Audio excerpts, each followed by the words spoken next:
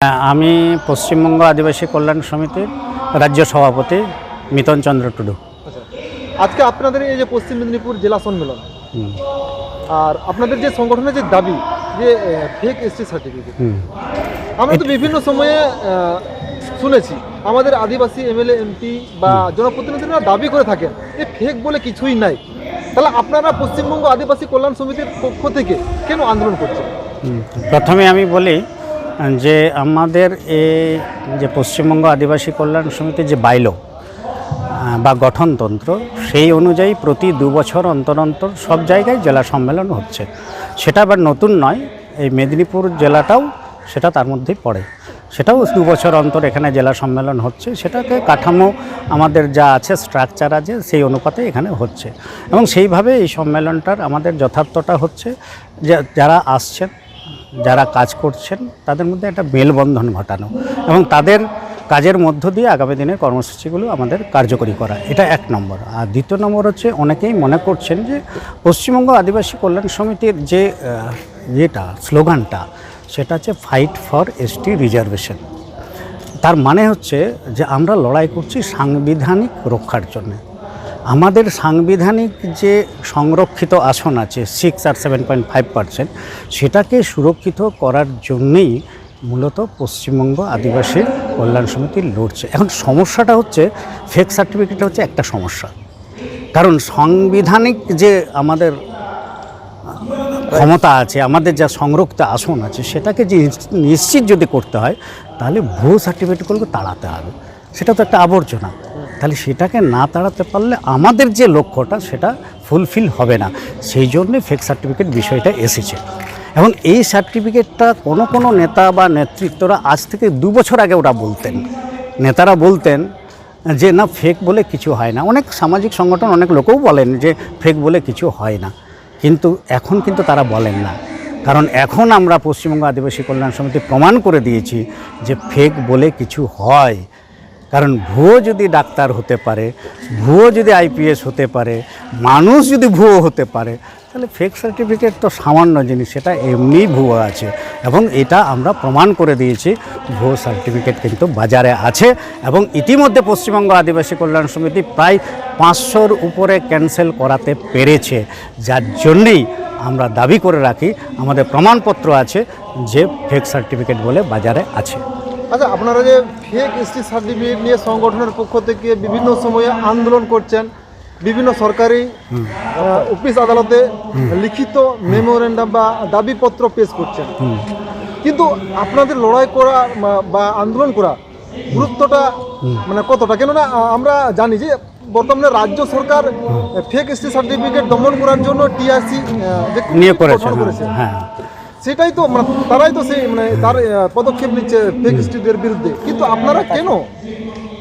TSC থেকে আমরাই প্রথম, এই বীরবাহাকে বলুন আর আমাদের নেতা মন্ত্রীদেরই বলুন, তাদেরকে প্রথম আমরাই তাদেরকে কালেক্ট করে যে এইগুলো হচ্ছে, এই সার্টিফিকেটগুলো আমরা মনে করছি জাল, সেই জন্য তাদের কাছে আমরা মেমোরেন্ডাম দিয়েছি। আমরা মনে করি তারা তো টিএসসির ট্রাইবেল যে অ্যাডভাইসারি কমিটি কাউন্সিল আছে, তারা সেখানে বলবে। সেই জন্যে প্রথম বীরবাহা কিন্তু আমাদের কথাটা ওখানে তুলে ধরেছিলেন।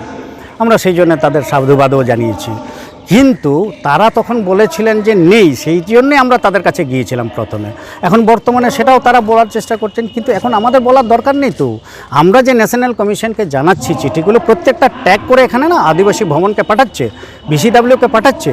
এবং আজকে বাধ্য হয়েছে, আপনারা জানেন না যে কিছুদিন আগে পত্রপত্রিকা তো বেরিয়েছিল যে সরকার থেকে ঘোষণা করেছে যে 25,000 ফেক সার্টিফিকেট আমাদের অলরেডি পশ্চিমবঙ্গে রয়েছে, ইস্যু হয়েছে, তাদের জন্য ভেরিফিকেশান হচ্ছে। কিন্তু আমাদের কাছে চিঠি এসেছে প্রায় 36,000 ভুয়ো সার্টিফিকেট বাজারে ঘুরছে। এবং সেটাকে তারা কি করেছেন, চিফ সেক্রেটারি আমাদেরকে চিঠি দিয়েছেন এবং সেই চিঠিটা আমাদের কাছে আছে এবং সেখানে বলা আছে 36,000 ভুয়ো সার্টিফিকেট বাজারে বেরিয়েছে এবং তাদের ভেরিফিকেশন হচ্ছে। সেটা একটা সাইড।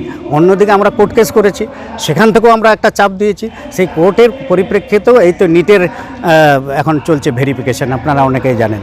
তাহলে স্বাভাবিক কারণে এই যে সব দিক থেকে আমরা একটা চাপ দেওয়ার চেষ্টা করেছি, সেই চাপটা বাস্তবে রূপায়িত হয়েছে, যার জন্য আজকে চিফ সেক্রেটারি বাধ্য হয়ে সে স্বীকার করেছে যে বাজারে ভুয়ো সার্টিফিকেট আছে। সে যে যতই বলুক, যত বড় নেতাই বলুক যে ভুয়ো সার্টিফিকেট নেই, আমাদের কাছে প্রমাণ আছে, আমাদের কাছে নথি আছে। আমরা বলতে এখনও সেই জন্যে সদর্পে বলি যে ফেক সার্টিফিকেট আছে। আপনারা যারা আছেন, নেতা নেত্রী যারা মন্ত্রী আছেন, আপনারা যারা চুপ করে আছেন, একটু কথা বলুন এবং এই ফেক সার্টিফিকেটকে দূর করার জন্য আপনারা সাহায্য করুন। আচ্ছা, ওয়েস্ট বেঙ্গল চিলড্রেন ওয়েলফেয়ার অ্যাসোসিয়েশনের পক্ষ থেকে আপনারা যেভাবে আন্দোলন করছেন, যেভাবে লড়াই করছেন, এবং বর্তমানে আমরা যেটা দেখেছি যে ফোরাম বলে ইউনাইটেড ফোরাম অফ অল আদিবাসী অর্গানাইজেশনের পক্ষ থেকেও আপনারা লড়াই করছেন। এবং কিছুদিন আগে আমরা সোশ্যাল মিডিয়াতে লক্ষ্য করলাম যে ফোরাম নিয়ে গর্ব করার জন্য, আপনাদের যে গর্ব করার জন্য ফোরাম নিয়ে, সেটা নিয়ে একটা আমাদের এক আদিবাসী নেতা তিনি ভবিষ্যৎ বাণীও করেছেন। এটা নিয়ে কী বলবেন?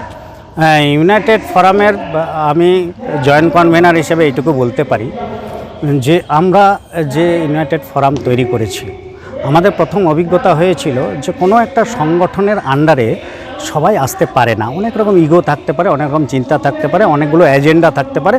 এইসব নিয়ে আমরা দেখেছি এবং তার পরবর্তী পর্যায়ে আমরা ঠিক করেছি সংগঠন আর তৈরি করব না, একটা অ্যালায়েন্স তৈরি করব। সব সংগঠন মিলে একটা জায়গায় আমরা একটা ছাতার তলায় জড়ো হব। প্রত্যেকে নিজ নিজস্ব রেজিস্ট্রেশন আছে, সেই ছাতার তলায় দাঁড়িয়ে আমরা লড়াইটা করব। এই ভাবনা থেকে আমরা প্রথম রারবঙ্গতে তৈরি করেছিলাম।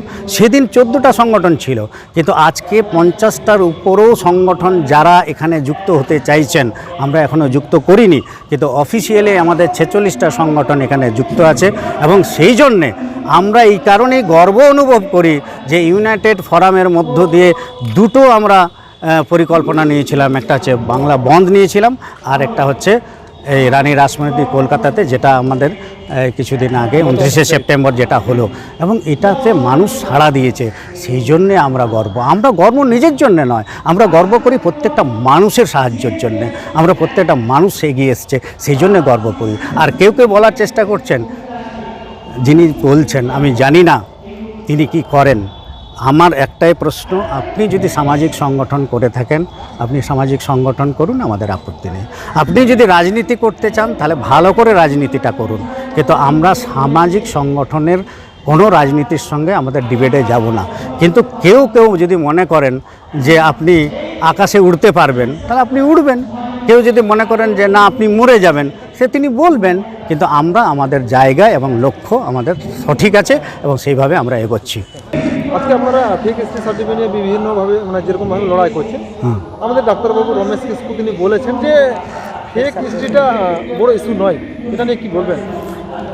দেখুন, বড় ইস্যু নয় সেটা তার ভাবনা থেকে তিনি বলেছেন, আমি তাকে কাউন্টার করতে যাব না। আমি এইটুকু মনে করি, তামাম আদিবাসী মানুষ মনে করে আমরা যার জন্যে এই যে কথা বলতে পারছি না, আমরা এই যে হাঁটতে পারছি, আমরা এই যে চাকরি করছি, আমরা অর্থনৈতিক দিকে কিছুটা স্বাবলম্বী হয়েছে, ওটা একটাই কারণ, সেটা হচ্ছে আমার হাতে ফেক সার্টিফিকেটটা আছে বলে। এবং সেটা সার্টিফিকেটটা আমার একদিকে জাতিসত্তার যেমন উন্মোচন করেছে, সেই রকম আমাকে স্বাবলম্বী করার জন্যও এই সার্টিফিকেটটা প্রয়োজন হয়েছে। সেই জন্যেই আমি মনে করি কোনো আদিবাসী, কোনো তপশিলি উপজাতি ভাই বলতে পারবে না যে এটা আমার প্রয়োজন নেই। যদি আপনি মনে করে থাকেন যে না এটা আমার প্রয়োজন নেই, তাহলে আপনি ছেড়ে দিন না, ওই সার্টিফিকেট আপনি জমা দিয়ে দিন, তারপর আপনি থাকুন না, অসুবিধা কিছু নেই। ঠিক আছে।